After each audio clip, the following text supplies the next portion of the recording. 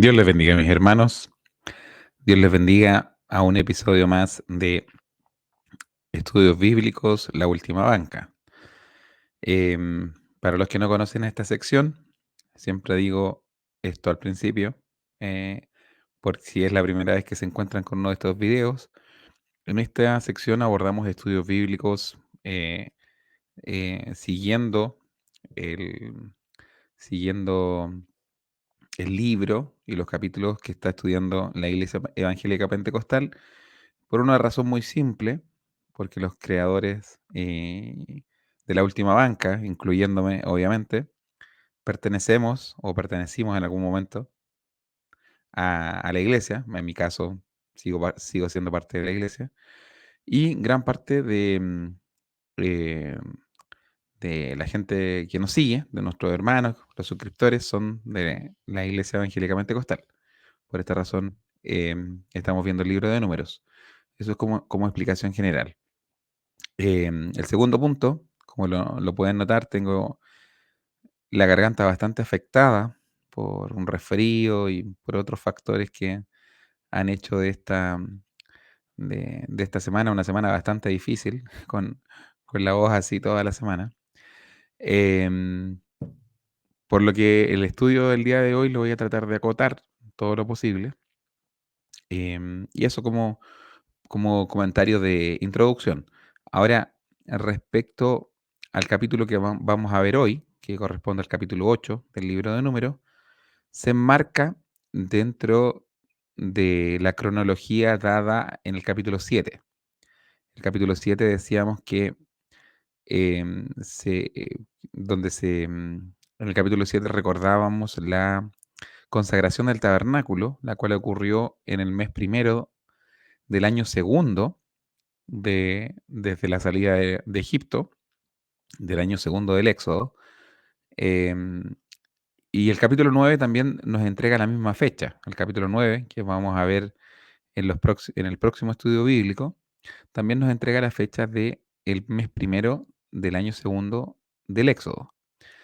Esto nos pone al capítulo 7 y 9, y por consecuencia también al capítulo 8 que vamos a ver hoy, nos pone un mes antes de lo que fue el censo que ocurrió en el mes segundo del segundo año después del Éxodo.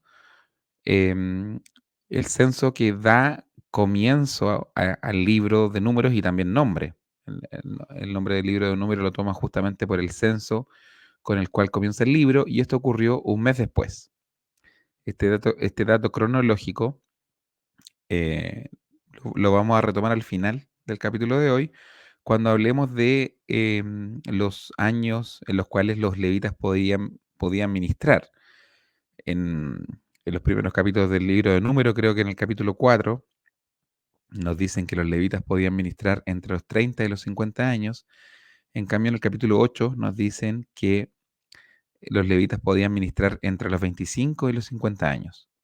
Entonces vamos a discutir al final como todas las posibles teorías que se dan por esta diferencia entre lo que se dice en el capítulo 4 y lo que se dice en el capítulo em, 8. Recordemos que, como les decía, que hay un mes de diferencia entre ambos acontecimientos. Bueno, sin dilatar más el inicio, vamos a pasar directamente a revisar los versículos relacionados con el capítulo 8, partiendo por compartir la pantalla, como siempre lo hago, y colocándome en un extremo. Ok, bueno, el capítulo 8 comienza de la siguiente manera. Recordemos que siempre estoy leyendo la versión Nueva Traducción Viviente cuando hacemos los estudios bíblicos. Preparación de las lámparas. Esto abarca del versículo 1 al 4. Dice, el Señor le dijo a Moisés, da las siguientes instrucciones a Aarón cuando ponga las 7 lámparas en el candelabro. Hazlo de manera que la luz alumbre hacia adelante enfrente del candelabro. Y así lo hizo Aarón. Instaló las 7 lámparas para que reflejaran su luz hacia adelante, tal como el Señor le había ordenado a Moisés. Todo el candelabro, desde su base hasta el decorado floral, estaba hecho de oro labrado. Se fabricó conforme al diseño exacto que el Señor le había mostrado a Moisés. Bueno, parto comentando que de todos los utensilios que estaban dentro del tabernáculo, como dice acá, el candelabro o la menorá también, como se conoce, era el único que estaba hecho de oro puro. Todos los, todos los otros utensilios eran madera que estaba cubierta por oro, como era el caso del arca, el caso de la mesa, de los panes. Creo que el altar del incienso, lo mismo, era madera que luego era recubierta por oro, pero no era el caso del candelabro. Ok. Más adelante les voy a mostrar una foto para mostrarle de forma más gráfica en qué lugar se encontraba la menorá o el candelabro de los siete brazos. Aquí en Éxodo se da la descripción eh, más acabada de cómo era este candelabro, de cómo se preparó, de cómo se formó. Dice, haz un candelabro de oro puro, labrado a martillo. Esto está en Éxodo capítulo 25, los versículos 31 al 40. Todo el candelabro y sus decoraciones serán de una sola pieza. La base, el tronco, las copas para las lámparas, los capullos y los pétalos, hazlo con 6 ramas que salgan del tronco, 3 a cada lado. Cada una de las 6 ramas tendrá 3 copas para las lámparas en forma de flor de almendro, con capullos y pétalos. Trabaja artesanalmente el tronco del candelabro con 4 copas para las lámparas en forma de flor de almendro, con capullos y pétalos. Eso lo vamos a ver un poco más adelante en una foto que tengo para compartirles. Dice, también habrá un brote de almendro debajo de cada par de ramas, donde las 6 ramas salen del tronco. Los brotes de almendro y las ramas deben ser de una sola pieza con el tronco y de oro puro labrado a martillo. Luego haz las 7 lámparas para el candelabro y acomódalas de tal manera que refleje la luz hacia adelante. Esto hace eco de la instrucción que también aparece en este capítulo 8 del libro de Números, que la luz de las lámparas apuntara hacia adelante. Así que aparentemente el candelabro y las lámparas no son necesariamente lo mismo. En la figura de más adelante va a quedar, creo yo, un poco más claro. Las despabiladeras de las lámparas y las bandejas también serán de oro puro. Necesitarás 34 kilos de oro puro para formar el candelabro y sus accesorios. Asegúrate de hacer todo según el modelo que te mostré aquí en la montaña. Eso también se repite acá al final en el versículo 4 del capítulo 8 de Números, y se nos da a entender que Moisés tomó todos estos modelos, la forma como estaba hecho el tabernáculo, el lugar santo, el santísimo, los utensilios de lo que él vio del santuario celestial. Esa es la idea que nos queda. Y también el santuario celestial es vuelto a mencionar en el Nuevo Testamento por el autor del libro de Hebreos, cuando habla que Jesús presentó esta ofrenda fundada en mejores promesas, que es el nuevo pacto, con un mejor sacrificio que era Cristo, con una mejor sangre, que es la sangre de Cristo, con un mediador más excelente, que es nuestro sumo sacerdote Jesucristo, con un sacerdocio superior, que es un sacerdocio de acuerdo a la orden de Melquisedec y no de acuerdo al linaje levítico.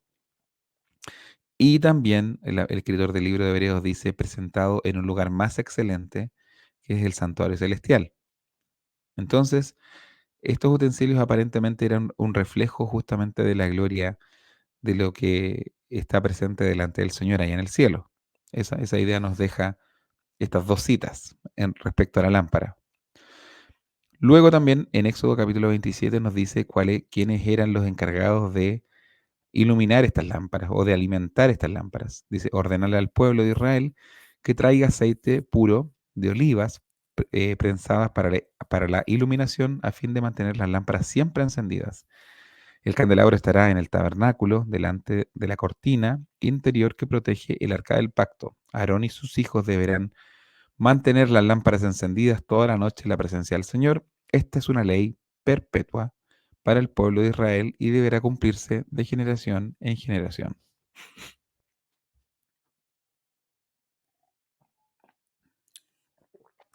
El candelabro está muy ligado a la historia de Israel. De hecho, el escudo del actual Estado de Israel tiene a la menorá en su centro. De hecho, en Israel tienen una réplica de la menorá. Y la menorá está muy ligada también a la historia de Israel en la época intertestamentaria. Entre Malaquías y Mateo hay cerca de 400 años. Obviamente hay historia ahí. Pasaron reinos, imperios por la zona de Israel.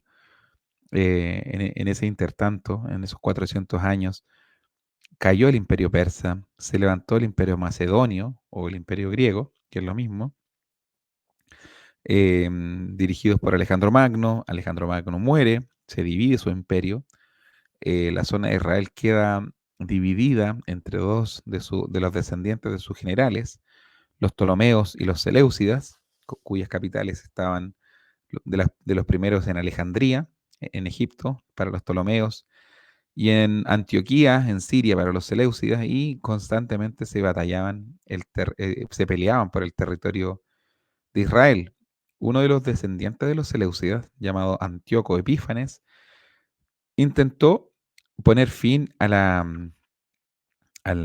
religión judía, profanó el templo y generó una revuelta, un levantamiento en armas de una familia sacerdotal que se conoce como la familia de los Macabeos. Hay todo un libro, hay dos libros de hecho, Primera de Macabeos y Segunda de Macabeos, que relatan eh, básicamente lo mismo. Creo que lo he citado ya, Primera de Macabeos, acá en el estudio bíblico. Y en ese tiempo ocurrió, se dice que ocurrió un milagro donde el candelabro, en la menorá, ardió sin tener aceite por 9 días. De hecho, esa festividad se conoce como la fiesta de las luces o el Hanukkah. El Hanukkah judío hasta el día de hoy se celebra y casi siempre está en una fecha cercana a la Navidad. De hecho, la fiesta de Hanukkah o la fiesta de las luces ya se celebraba en el tiempo de Jesús.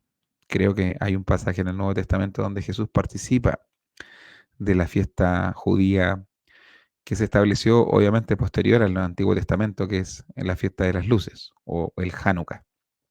Bueno, eso en cuanto al tema de la iluminación. Hay un milagro relacionado con el tema de las lámparas alumbrando por 9 días. De hecho, la lámpara, el candelabro de Hanukkah, a diferencia de la menorá, tiene 9 brazos. O sea, tiene un tronco central y 4 brazos para un lado y cuatro brazos para el otro, a diferencia de la menorá que tiene un tronco central y 3 brazos para cada lado. Y esto es para conmemorar justamente los 9 días que la lámpara ardió de forma milagrosa. Bueno, avanzando. Así es como luce o debería haber lucido la menorá, el candelabro de los 7 brazos, con la descripción que les daba, que les leía con anterioridad. Y esta menorá se encontraba en un lugar santo. A ver si se ve el cursor de mi mouse. Estoy yo aquí apuntando a la menorá. La menorá miraba de frente a la mesa de los panes de la proposición y estaba a un costado del altar del incienso, el cual estaba frente al velo que separaba el lugar santo del santísimo. A este lugar solamente podían entrar los sacerdotes, al lugar santo. Y al santísimo, donde estaba el arca del pacto, solamente el sumo sacerdote una vez por año.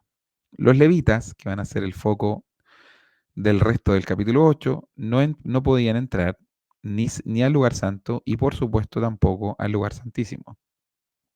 A ellos solamente les correspondía el trasladar todo lo que componía el tabernáculo y el atrio, tanto los utensilios del lugar santo como del santísimo, así también como los utensilios del atrio, que en esta foto no aparecen, pero que eran el mar de bronce, donde se hacían los lavados rituales, eh, de purificación ritual, y también el altar del holocausto, el altar de bronce, donde se quemaban a las víctimas de sacrificios, a los corderos y a los becerros.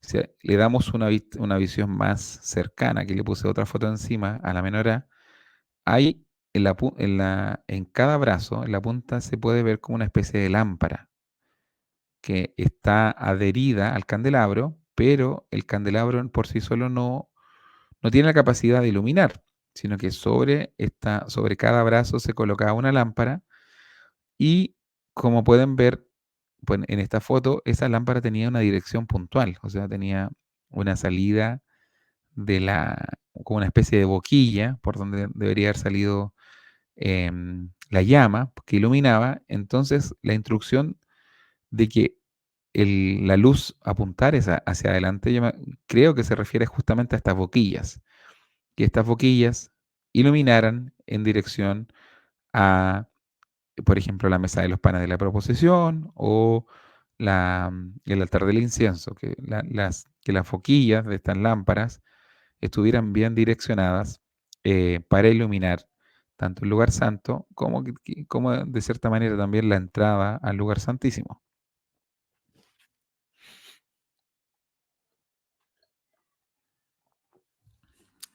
Entonces, la menorá también em, es parte de un registro histórico que nos cuenta la pertenencia del pueblo de Israel justamente a la tierra de Judá.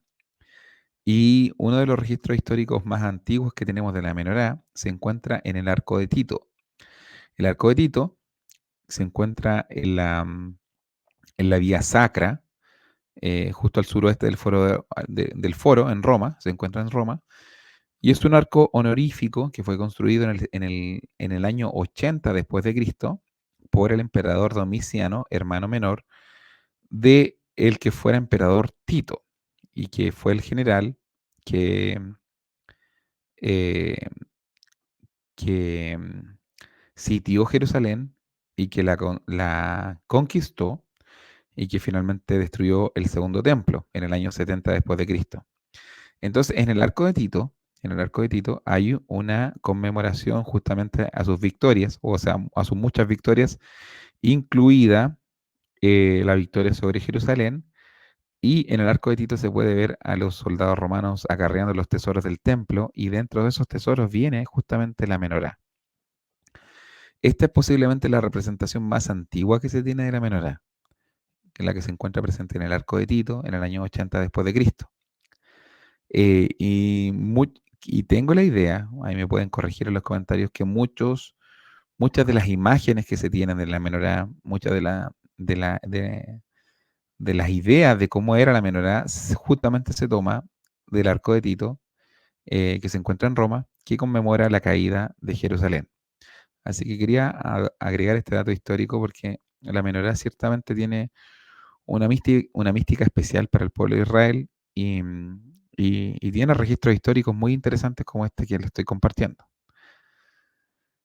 Ahora, pasando como al significado espiritual de esto. Estos estudios tratan de ser más un contexto teológico, un contexto histórico de los pasajes que estamos leyendo. No soy muy dado a la interpretación bíblica. Por ejemplo, con la menorá se hacen muchas alusiones a Jesús o a la iglesia de Cristo. Y yo trato de evitar un poco eso, pero justamente voy a entrar en esta ocasión compartiendo algunas referencias y cómo estas se podrían relacionar con la menorá. Entonces dice Juan en el capítulo 8, versículo 12, este pasaje que voy a leer viene inmediatamente después de que a Jesús se le presenta a la mujer adúltera y Jesús le dice: ni yo te condeno, ve y no peques más. La famosa frase: el que esté libre de pecado que tire la primera piedra. Bueno, después que termina esa historia, Juan comienza con uno de los 7 yo soy que tiene Juan. Creo que son 7. El yo soy el pan de vida, yo soy la resurrección en la vida, yo soy el camino, yo soy la verdad, yo soy la vida. Nadie viene al Padre si no es por mí. Yo soy la puerta de las ovejas, yo soy el buen pastor. Todos estos yo soy se encuentran en el libro de Juan. Y uno de esos es también yo soy la luz del mundo. Otra vez Jesús les habló diciendo: yo soy la luz del mundo. El que me sigue no andará en tinieblas, sino que tendrá la luz de la vida. Esto es Jesús hablando acerca de sí mismo. Y en Mateo, en el Sermón del Monte. El Sermón del Monte abarca de los capítulos 5 al 7 del libro de Mateo, pero justo debajo de las bienaventuranzas viene este versículo, versículo 14: vosotros sois la luz del mundo. Una ciudad asentada sobre un monte no se puede esconder, ni se enciende una luz y se pone debajo de un almud, sino sobre el candelero, y alumbra a todos los que están en casa. Así alumbre vuestra luz delante de los hombres, para que vean vuestras obras y glorifiquen a vuestro Padre que está en los cielos. Entonces, ¿por qué tomo estas citas? Porque de todas las posibles, em, de todas las posibles alegorías que se podrían hacer con la menorá, ¿qué es Jesús? Dicen algunos, ¿qué es la Biblia? Como lámpara es a mis pies tu palabra. Y otros dicen que es la iglesia. Yo creo que de todas las posibles interpretaciones que se le puede dar a la menorá, me gusta más la figura de la iglesia. Y la iglesia siendo una portadora de la luz de Dios. Por eso comparto estos dos versículos. Por un lado, Juan, Jesús diciendo yo soy la luz del mundo. Y por otro lado, Jesús diciéndole a la iglesia, vosotros sois la luz del mundo. Entonces nosotros eh, somos llamados a ser justamente la luz o los portadores de la luz que emana de, de Jesús. Si nos vamos a la menorá, por ejemplo, la menorá alumbraba el lugar santo y todo lo que eso representaba.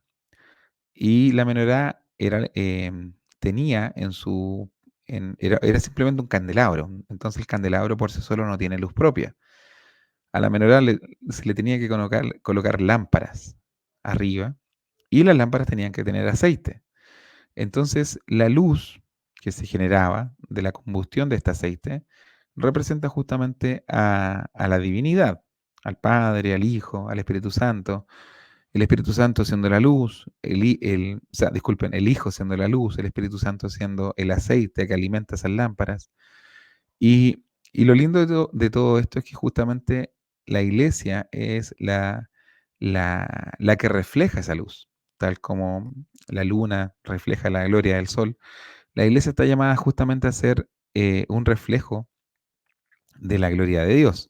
De hecho, el motivo por lo cual nosotros tenemos que ser la luz del mundo, al final del versículo 16 dice: así alumbre vuestra luz delante de los hombres, para que vean vuestras buenas obras y glorifiquen a vuestro Padre que está en los cielos. O sea, que seamos portadores de la gloria de Dios, y que producto de la luz que Dios tiene y que alumbra a través de nosotros, los hombres que no le conocen terminen glorificando a Dios. Entonces, esa es la función de la iglesia, alumbrar a través de la luz que le proporciona Dios a un mundo que está en tinieblas, traerlos del reino de las tinieblas al reino del amado Hijo. Esa es la función justamente de la iglesia. Y la menorá alumbraba en la mesa de los panes de la proposición, o sea que nuestra comunión con Dios, que nos sentemos a la mesa con Él, como lo recordamos en la cena del Señor, viene propiciado justamente por la luz que viene del Espíritu Santo y de Jesús mismo. Lo mismo podríamos aplicar para el altar del incienso, representando las oraciones de los santos, como dice en Apocalipsis. Entonces también el altar del incienso está siendo iluminado por la luz que emana del Espíritu Santo, por la luz que emana de Jesús mismo. Y así podríamos decir muchas otras cosas en cuanto a la menorá alumbrando cada una de las partes del santuario, o la entrada misma al Santísimo. También podríamos decir que el Espíritu Santo y Jesús son la guía que nos llevan al trono del Padre, que es representado justamente por el arca. Bueno, eso en cuanto a la menorá. Ya en estos 4 versículos gastamos un tiempo bastante extenso, así que vamos a seguir con el resto del capítulo, que es bastante largo.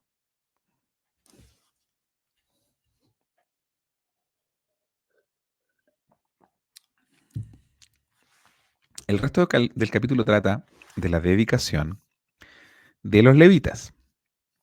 Hay pasajes muy similares, tanto en el libro de Éxodo, creo que el capítulo 29, como también en el libro de Levítico, creo que en el capítulo 8, donde se dedica o se consagran a los sacerdotes. Pero este capítulo puntual se está consagrando a los levitas.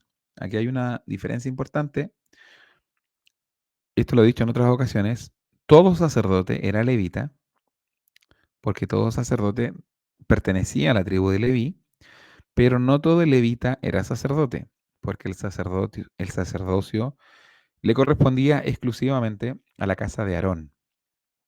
Entonces, los sacerdotes en aquel tiempo eran Aarón y sus hijos Eleazar, Itamar, Nadab y Abiú, pero lamentablemente Nadab y Abiú fueron muertos producto de su imprudencia de presentar un fuego extraño, y eso creo que está relatado en el libro de Números. No, en el libro de Levíticos me parece que está relatada la muerte de Nadab y Abiú. Entonces, esto eran los sacerdotes, y los levitas son los otros descendientes de Leví que no pertenecían a la casa de Aarón. Entonces, los capítulos anteriores que les mencioné, Éxodos, creo que el capítulo 29, Levítico, capítulo 8, trata acerca de la consagración de los sacerdotes, pero estos versículos puntuales tratan de la consagración de los levitas.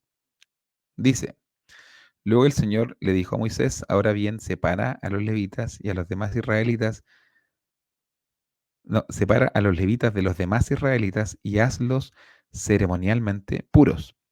¿Cómo se hacía esto? La purificación ritual tenía 3 pasos. Dice, para hacerlo, rocíalos con agua de la purificación. Paso 1. Luego, haz que se afeiten todo el cuerpo. El paso 2. Y el paso 3 era, y que laven su ropa. Dice, entonces quedarán ceremonialmente puros. Este, voy a comentar un poco esto antes de seguir avanzando. Esto es bien interesante. Primero, el agua de la expiación o el agua de la purificación que utilizaban era agua mezclada con la ceniza de la vaca alazana. La ceniza, bueno, yo soy químico, no manejo tan al detalle el tema de la soponificación. La soponificación es la reacción de alguna base con grasas que permite la formación de cosas parecidas, o sea, de jabones, de hecho, de jabones. Y hace mucho tiempo, cuando era bastante joven, fui a una presentación de un profesor americano que justamente hablaba de cosas, era cristiano él y científico, y hablaba de cosas interesantes que aparecían en el libro de Éxodo, o sea, en el libro, en la Torá. Y él destacaba, por ejemplo, que hicieran purificaciones con hisopo. El hisopo, la planta hisopo, que tiene muchas propiedades antibacterianas, creo. Y justamente hablaba de las aguas que se utilizaban para la purificación con cenizas de la vaca lazana. Decían que era la mezcla perfecta, junto con otras cosas que le agregaban para hacer una especie de jabón. Así que esta agua de la purificación tenía cosas que podían limpiar también de forma efectiva impurezas físicas y posiblemente matar virus y bacterias eh, como 2000 años antes o quizás más tiempo, unos 3000 años antes que fuéramos conscientes de la existencia de virus y bacterias. Pero ciertamente, pero ciertamente, eh, la intención de este ritual no era tanto la purificación de lo que entra al cuerpo, como Jesús discute con los fariseos cuando le corrigieron que sus discípulos no se lavaban las manos, y Jesús le dice que lo que entra al cuerpo se va a la letrina, pero lo que contamina al hombre es lo que sale de la boca, no es lo que entra a la boca. Entonces la purificación para ser ceremonialmente puro a los israelitas yo creo que tenía o buscaba justamente una purificación más allá de la higiene personal. Entonces, se le rocía con agua de la purificación, luego que se pide que se afeiten y que se laven el cuerpo. Es bien interesante que a los levitas se les pedía purificación, que se hacía con agua, pero a los sacerdotes no se les purificaba, sino que se les santificaba, ya que hay una diferencia importante. Los levitas tenían que estar ritualmente puros para poder eh, ayudar a los sacerdotes para poder cargar todo lo relacionado con el tabernáculo. las cortinas, los pilares, en el caso de las familias de Coat, o sea, en el caso de las familias de Gersón y de Merari, y en el caso de la familia de Coat, tenían que cargar ellos con los utensilios del lugar santo y el santísimo. Entonces, para esa labor, ellos tenían que ser purificados con agua. Y los sacerdotes, sin embargo, eran santificados, porque los sacerdotes tenían que entrar al lugar santo, los sacerdotes ministraban en el lugar santo, los sacerdotes llevaban a cabo los holocaustos, recibían las ofrendas, las consagraban, hacían el sacrificio de los animales, los quemaban. Entonces, toda esa era labor de los sacerdotes. Y el sumo sacerdote, sobre quien se derrama aceite, era el encargado de entrar al lugar santísimo una vez por año. Entonces, es bien interesante esto. Podríamos nosotros hacer paralelos entre la purificación y la santificación.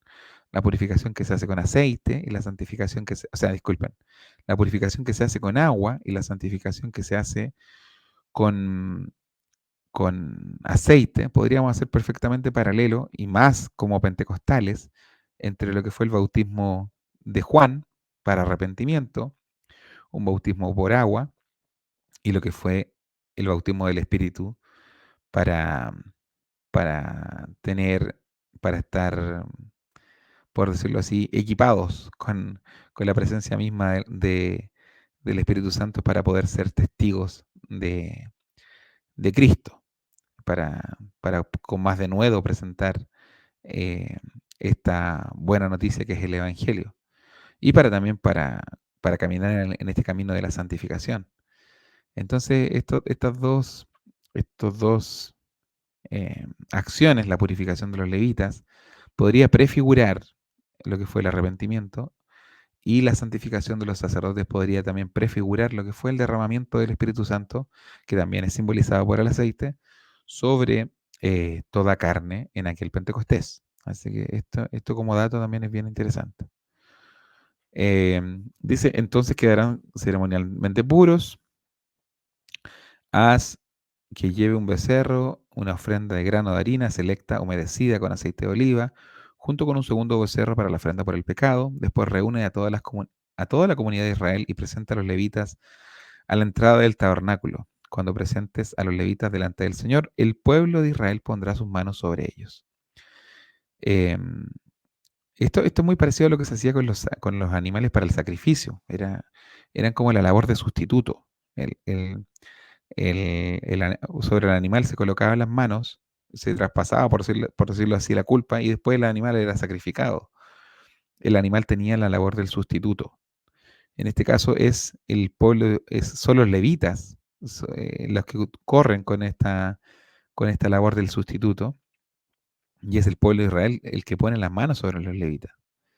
Pero obviamente como el Dios de Israel no era como el Dios no era como los dioses falso de los pueblos paganos y no aceptaba sacrificios humanos, así que este imponer las manos sobre los levitas no era para matarles, sino simplemente para consagrarlos para el Señor, para que estuvieran consagrados enteramente para la obra del Señor. Dice, con las manos en alto, Aarón presentará a los levitas ante el Señor como una ofrenda especial del pueblo de Israel. Así lo dedicará al servicio del Señor. Entonces, el pueblo de Israel pone sus manos sobre los levitas, toman el papel de sustituto, como eran las víctimas de los holocaustos, los becerros, los carneros, las ovejas, o sea, los corderos. Este rol están jugando en este momento los levitas y son presentados delante del Señor como una ofrenda especial.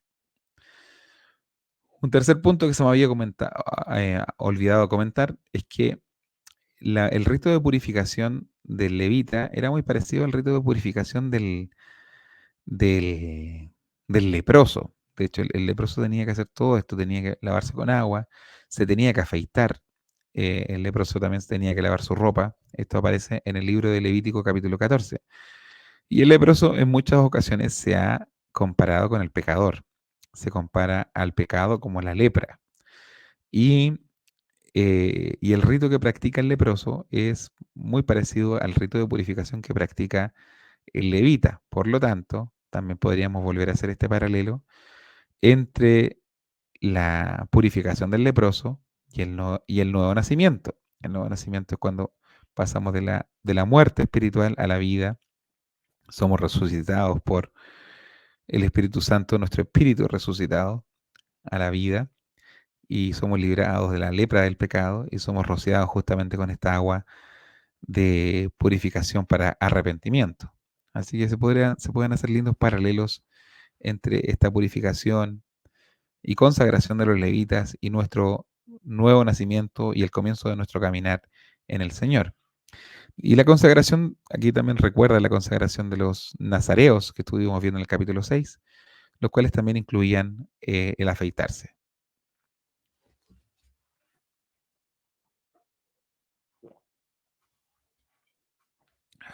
Seguimos avanzando. Ya mi voz se empieza a, a sentir afectada un poco, así que me voy a apurar un poco para que no se me apague antes que terminemos de ver el capítulo 8. Seguimos con la dedicación de los levitas. Dice, enseguida los levitas pondrán sus manos sobre la cabeza de los becerros. Presenta un becerro como ofrenda por el pecado y otro como ofrenda quemada al Señor, para purificar a los levitas y hacerlos justos ante el Señor. O sea que el pueblo de Israel puso sus manos sobre los levitas y ahora los levitas ponen sus manos sobre las víctimas de la ofrenda por el pecado y la ofrenda quemada. Luego haz que los levitas se pongan de pie delante de Aarón y sus hijos y levanta sus manos y preséntalas como una ofrenda especial del Señor. Aquí es un poco repetitivo de lo que ya leímos en la diapo anterior. Los levitas son una ofrenda de parte del pueblo eh, eh, para el Señor.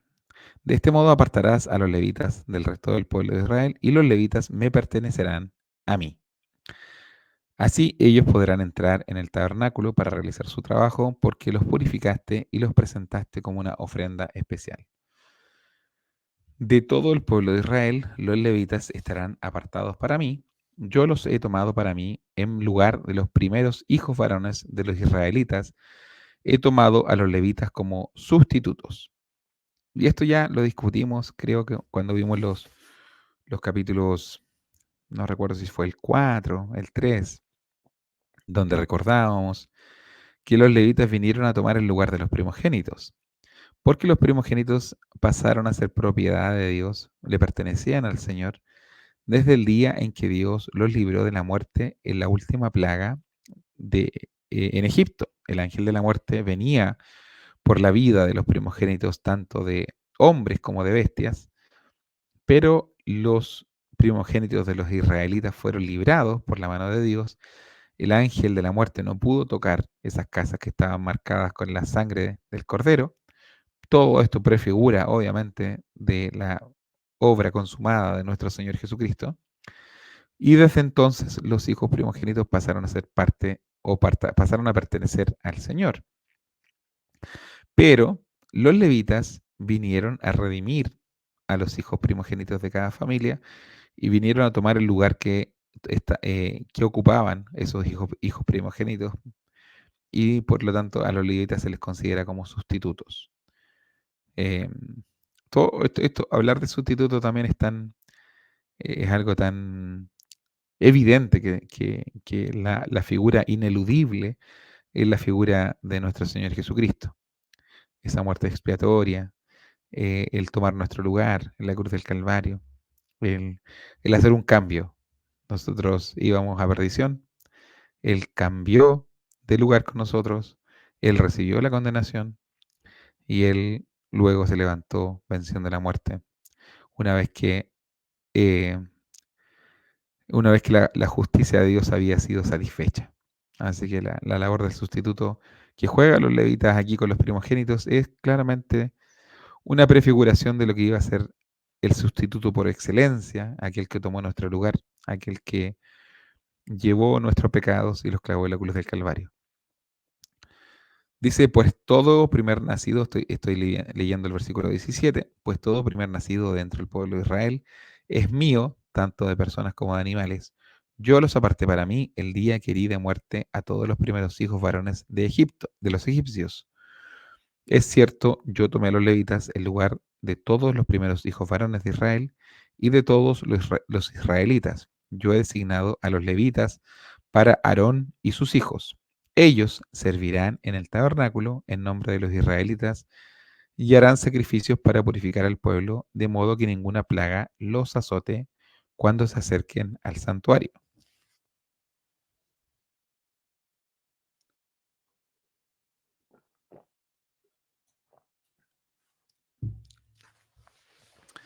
Entonces, em,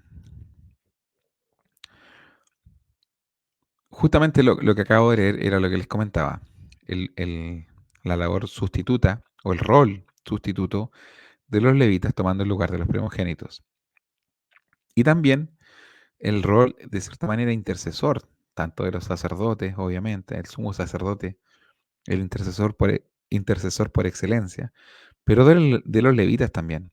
Que los levitas estuvieran sirviendo alrededor del tabernáculo y que estuvieran ellos consagrados para eso, purificados para el servicio en el tabernáculo, impedía que el pueblo de Israel actuara con locura y se acercara a ellos al tabernáculo y generara mortandad.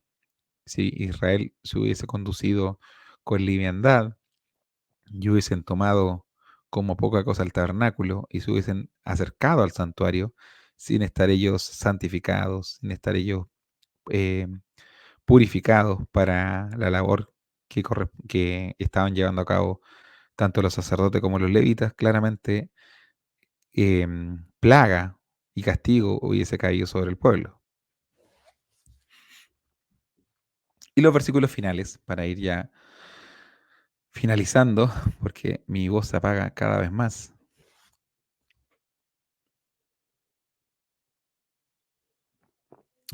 dice, así que Moisés y Aarón y toda la comunidad de Israel dedicaron a los levitas, siguiendo cuidadosamente todas las instrucciones del Señor, a Moisés.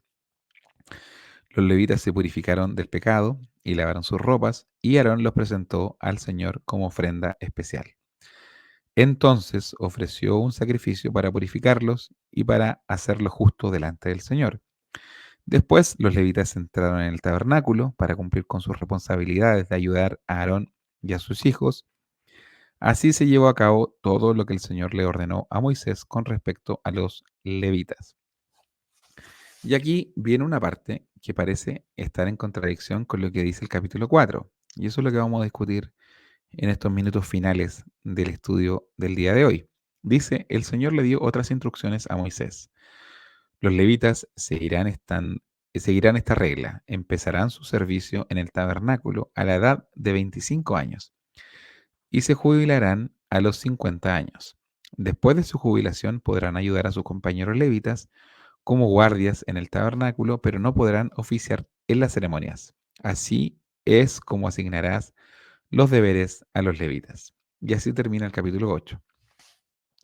Pero, bueno, lo primero, el rango de edad que pone Dios para el servicio de los levitas coincide con el rango de edad de mayor fuerza física, muy probablemente, de los levitas. El trabajo de los levitas, especialmente en el tiempo del desierto, en el tiempo en que Israel todavía no se establecía, todavía no se construía el primer templo, era muy físico, porque estaba ligado al traslado de todo el mobiliario relacionado con el tabernáculo, tanto el atrio como los lugares santo y santísimo.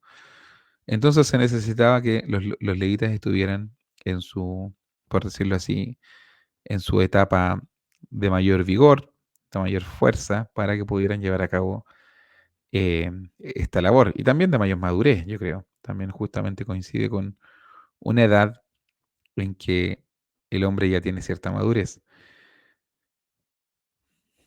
De hecho, posiblemente la diferencia entre el capítulo 4 y el capítulo 8, porque el capítulo 4, porque el capítulo 4, aquí tengo la referencia, dice, a Jehová, habló Jehová a Moisés y a Aarón diciendo, toma la cuenta de los hijos de Joad de entre los hijos de Leví por sus familias, según las casas de sus padres, de edad de 30 años hacia arriba, hasta 50 años, todos los que entran en compañía para servir al tabernáculo de reunión. Entonces la edad que estipula el capítulo 4 es de 30 años para arriba. Entonces hay una serie de teorías, hay una serie de postulados para explicar esta aparente incongruencia. Por ejemplo, la Septuaginta, una versión de la Biblia que se escribió 400 años antes de Cristo aproximadamente, ya vio este problema y los rabinos de aquella época lo explicaban diciendo que el entrenamiento del levita duraba 5 años. Por eso, después de los 25, pasaban 5 años, ya estaba preparado para ejercer y por esa razón ejercía entre los 30 y los 50. Eso dicen algunos. Otros dicen que en realidad estos son libros escritos muchos siglos después. Los teólogos más liberales siempre tienen posturas así. Y, y dicen que esto en realidad son diferentes tradiciones orales que se pegaron ahí y salió el libro de números. Entonces, el capítulo 4 pertenecería a una corriente, y el capítulo 8 a otra. Entonces, cuando se juntó el libro, aparecen estas incongruencias. Eso también es una de las interpretaciones que se presentan. Y la otra, que también leía yo en el comentario bíblico que estaba siguiendo, es que por el hecho de seguir, por el hecho de ser este capítulo 8 haber ocurrido antes que los primeros capítulos del libro de Números, como les decía al principio, este capítulo se enmarca muy probablemente dentro de lo que fue el primer mes eh, del segundo año de la salida de Egipto, y los capítulos primeros, capítulo 1, 2, 3, 4, se enmarca dentro del censo que ocurrió en el mes segundo del segundo año de la salida de Egipto. Entonces, es muy probable que la instrucción inicial, decía el comentarista bíblico, haya sido 25 años, pero luego de lo que le ocurrió a Nadab y Abiú, los hijos de Aarón, que fueron consumidos por el fuego de Dios, al presentar una ofrenda que no fue acepta delante del Señor, el autor que estaba siguiendo yo, el comentarista bíblico, especula que posiblemente por esa razón se subió la edad a 30 años para que ministraran en el tabernáculo eh, hombres con mayor madurez. Pero la edad de servicio de los levitas no fue siempre rígida en la época post-exilio.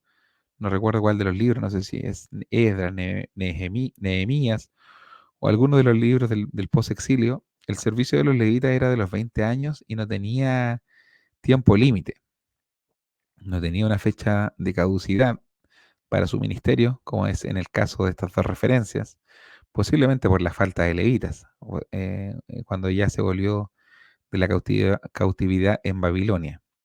Así que em, creo que hasta aquí quedarían los comentarios. Ya ha pasado un tiempo prudente, mi voz me está ya reclamando em, que ya pare. Y espero que esto siga, este estudio sirva de contexto para acercarse al libro de números, que sirva de ayuda para mis hermanos que son profesores de la escuela dominical y que sirva de complemento para lo que ven en los estudios bíblicos de sus iglesias locales, que entiendo que son mucho más extensos, son semanales, así que se puede profundizar mucho más de lo que yo puedo hacer en esta corta intervención. Los dejo invitados para el capítulo 9, que es el próximo estudio bíblico de la última banca, capítulo 9 del libro de números, que va a estar muy, muy, muy interesante. Yo creo que ahí vamos a gastar más tiempo y se pueden hacer interpretaciones muy interesantes respecto a la relación que tiene el tabernáculo con, con la figura de Cristo. Justamente la cita que siempre menciono de Primera de Juan, y el verbo se hizo carne y se entabernaculizó o habitó entre nosotros. Va a estar muy interesante el capítulo 9 porque justamente es la consagración del templo, o sea, la consagración del tabernáculo, la nube que desciende en el tabernáculo, muy parecido a lo que ocurrió en la consagración del primer templo. Y uno empieza a meditar lo glorioso que es la encarnación. Así que eso lo dejo como adelanto. Yo creo que el versículo lema que vamos a tener en el capítulo 9 es uno que está creo que en Colosenses, que dice, en él habita corporalmente toda la plenitud de la deidad, hablando de Jesús. En él habita corporalmente toda la plenitud de la deidad. Les dejo este versículo para que lo mediten porque es súper, súper, súper profundo. Y cuando uno ve la consagración del tabernáculo, cuando uno ve lo glorioso que fue la consagración del primer templo, y uno medita después en este versículo de Pablo, en Colosenses creo que está, en él habita corporalmente toda la plenitud de la deidad, uno no puede hacer otra cosa sino maravillarse con la gloria de la encarnación. El Dios encarnado es un misterio en el cual nos regocijamos nosotros los creyentes.